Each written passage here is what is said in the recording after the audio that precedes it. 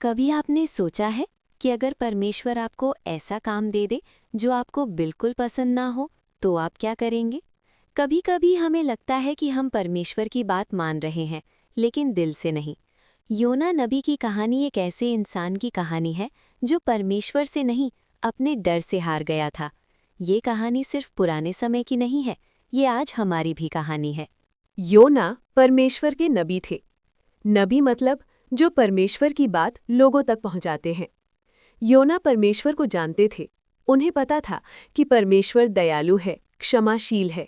लेकिन जानना और मानना दो अलग बातें होती हैं।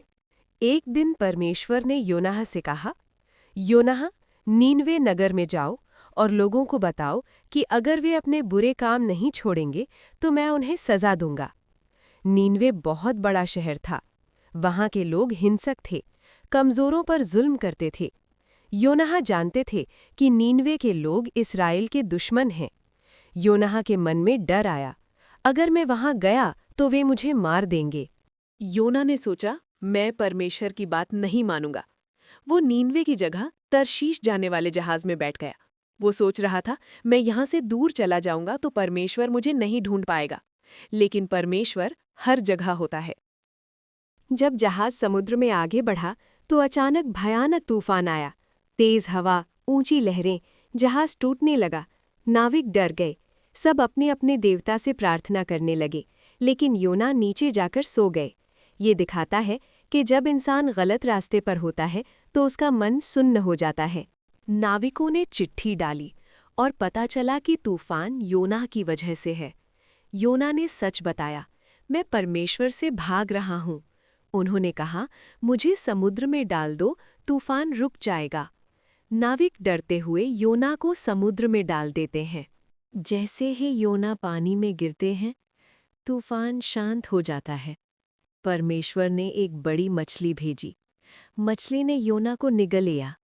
3 दिन 3 रात, अंधेरा, सन्नाटा, डर। योना को लगा कि अब वो मर जाएगा। वहीं उसने दिल से प्रार्थना की, हे प्रभु, मैंने गलती की, मुझे माफ कर। परमेश्वर ने योना की प्रार्थना सुनी। मछली ने योना को किनारे उगल दिया। परमेश्वर ने फिर कहा, योना, निनवे जाओ। इस बार योना नहीं भागे। योना नीनवे पहुंचे और कहा, 40 दिन बाद ये शहर नष्ट हो जाएगा अगर तुम नहीं बदले। लोग डर गए। उन्होंने बुरे काम छोड़ दिए। सबने उपवास किया। परमेश्वर ने शहर को माफ कर दिया। जब परमेश्वर ने निनवे शहर को नष्ट नहीं किया तो योना बहुत नाराज हो गए। वो शहर के बाहर जाकर बैठ गए। योना ने सोचा, मैं यहीं बैठकर देखूंगा कि शायद परमेश्वर शहर को नष्ट कर दे।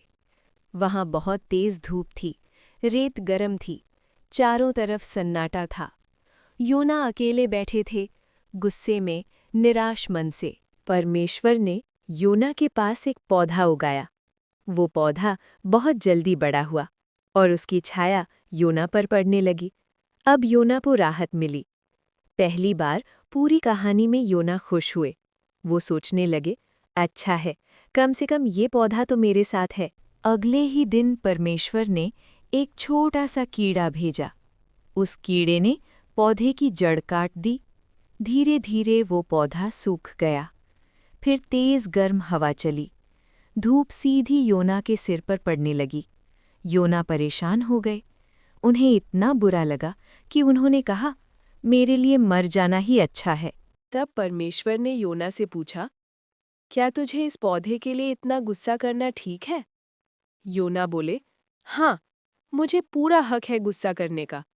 तब परमेश्वर ने बहुत प्यार से कहा, योना, जिस पौधे को तूने लगाया भी नहीं, जिसे तूने बड़ा भी नहीं किया, उसके लिए तुझे इतना दुख हो रहा है। तो सोच, निनवे शहर में लाखों लोग रहते हैं, छोटे बच्चे हैं, जानवर हैं।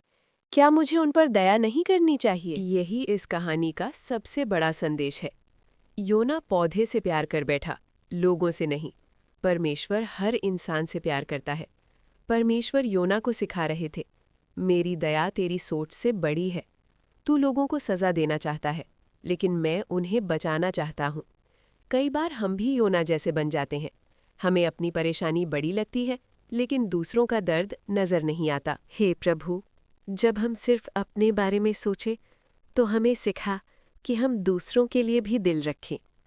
हमें योना जैसा नहीं, तेरे जैसा बनने में मदद कर। आमीन।